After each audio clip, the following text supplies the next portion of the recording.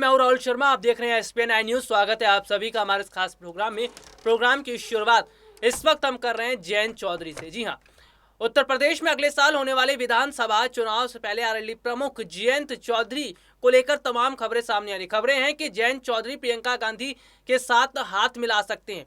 अभी तक देखा जा रहा था कि वो समाजवादी पार्टी की तरफ भी नजदीकियां बढ़ा रहे थे। अखिलेश यादव से भी उनके मुलाकात की कुछ चर्चाएं थी, लेकिन अब उत्तर प्रदेश के अंदर राजनीतिक माहौल को देखते हुए जयंत चौधरी ये समझ चुके हैं कि प्रियंका गांधी का बोलबाला है, कांग्रेस पार्टी का बोलबाला है, और कांग्रेस पार्टी है जो बीजेपी को बड़े अंतर से टक्कर देने वाली है। तो जयंत चौधरी चुनाव से पहले कांग्रेस के साथ गठबंधन कर सकते हैं। अगर कांग्रेस के साथ गठबंधन जयंत चौधरी का होता है तो इससे साफ तौर पर पता चलता है कि जयंत चौधरी ने चुनाव से पहले बहुत बड़ा सियासी खेल खेल दिया है। हालांकि अगर बात करें तो कांग्रेस पार्टी महासचिव प्रियंका गांधी भी ये बात जानती हैं कि उत्तर प्रदेश में किसी एक राजनीतिक पार्टी के साथ अगर गठबंधन हो जाए तो उसका फायदा उन्हें जरूर मिलेगा, क्योंकि वोट यहां पर बचेंगे। वोट कटने से जो है कांग्रेस को नुकसान होगा, और अगर जयंत चौधरी कांग्रेस के साथ आएंगे तो जाहिर सी बात है जो पश्चिमी उत्तर प्रदेश की अगर मैं बात करूं वो पूरा जाटलैंड है, उसका फर्क पड़ता दिखाई देगा। और प्रियंका गांधी जो चुनाव से पहले रणनीतियां बना रही है उसका फायदा दिखता नजर आएगा। तो यहां पर बहुत बड़े हद तक जयंत चौधरी का प्रियंका गांधी के साथ साथ हाथ मिलाना, कांग्रेस की तरफ झुकना, ये सियासी संकेत है। दरअसल उत्तर प्रदेश की राजनीति किसी नेता के लिए इतनी आसान नहीं है, क्योंकि उत्तर प्रदेश की राजनीति जिसने कर ली उसके लिए आने वाले समय के चुनाव बहुत ज्यादा आसान हो जाता है। हालांकि अगर बात करें उत्तर प्रदेश के विधानसभा चुनाव से पहले तो यहां तक कहा जा रहा है कि बीजेपी का चुनाव जीतना बहुत मुश्किल है। दरअसल ये इसलिए कहा जा रहा है क्योंकि उत्तर प्रदेश की जनता का एक तरफा जो झुकाव है वो कांग्रेस पार्टी की तरफ हो गया है। उत्तर प्रदेश की जनता एक तरफा कांग्रेस पार्टी के साथ झुकती नजर आ रही है। और तो और अगर बात करें तो जिस तरह से मौजूदा समय के हालात हैं वो ये बता रहे हैं कि प्रियंका गांधी ने जो सियासी दांव खेला, प्रियंका गांधी ने जो रणनीति बनाई, उसका फायदा उन्हें मिल रहा है। दरअसल प्रियंका गांधी ने बहुत ही सोच समझकर फैसला किया कि महिलाओं पर बहुत बड़ा कार्ड खेला जाए, युवाओं के लिए रोजगार की बात की, और सबसे बड़ी बात क्या है कि उन्होंने बहुत बड़े स्तर पर यह काम किया कि जो किसान हैं उनको अपने साथ जोड़ा जाए। तो यहाँ पर प्रियंका गांधी ने एक के बाद एक कई मुद्दों को उठाया, और प्रियंका गांधी ने जिन जिन मुद्दों को अभी तक उठाया है जनता उनके साथ खड़ी रही है। प्रियंका गांधी ने कहा कि हम किसानों के साथ हैं। उन्होंने कृषि बिल को काला बिल बताया और कहा कि अगर उत्तर प्रदेश के अंदर कांग्रेस की सरकार बनती है तो कृषि जो किसानों की समस्या है उसको तो उत्तर प्रदेश में दूर किया जाएगा, उनकी परेशानी पर जो है काम किया जाएगा। युवाओं को रोजगार देने की बात की, महिलाओं को लेकर बहुत बड़ा ऐलान किया, 40% महिलाओं को टिकट देने की बात की। तो यहाँ पर प्रियंका गांधी जो जो ऐलान कर रही है जनता खुश है, और जनता का खुश होना ये बताता है कि वो कांग्रेस पार्टी के साथ है। हालांकि अगर मैं बात करूं तो उत्तर प्रदेश में जयंत चौधरी की पार्टी आरएलडी उसका भी बहुत बड़ा यहाँ पर बोलबाला है। और कुछ समय पहले जयंत चौधरी ने राकेश टिकैत से मुलाकात भी की थी जब किसान आंदोलन चल रहा था। हालांकि किसान आंदोलन अभी भी चल रहा है, लेकिन इन सब के बीच अचानक जिस तरह से चुनाव से पहले जयंत चौधरी की नजदीकियां कांग्रेस पार्टी के साथ बढ़ी है, यह बताता है कि प्रियंका गांधी के साथ मिलकर बहुत लंबी पारी खेलने की सोच रहे हैं। तो यहाँ पर योगी आदित्यनाथ के लिए मुश्किलें और बढ़ गई हैं।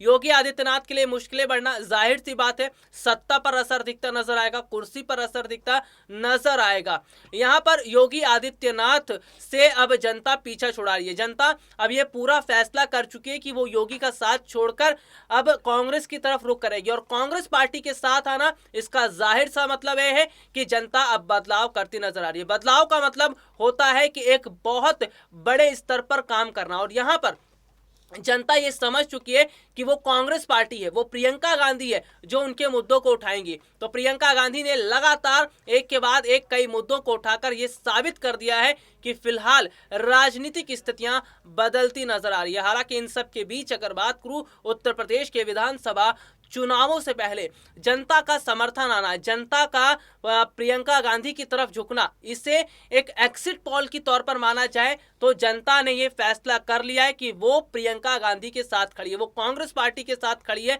और जनता कांग्रेस पार्टी के साथ खड़ी रहेगी। तो इसका बड़ा फर्क भी दिखता नजर आएगा। हालांकि इन सब के बीच में अगर मैं बात करूं तो लगातार उत्तर प्रदेश के अंदर कांग्रेस पार्टी की स्थिति मजबूत हो रही है।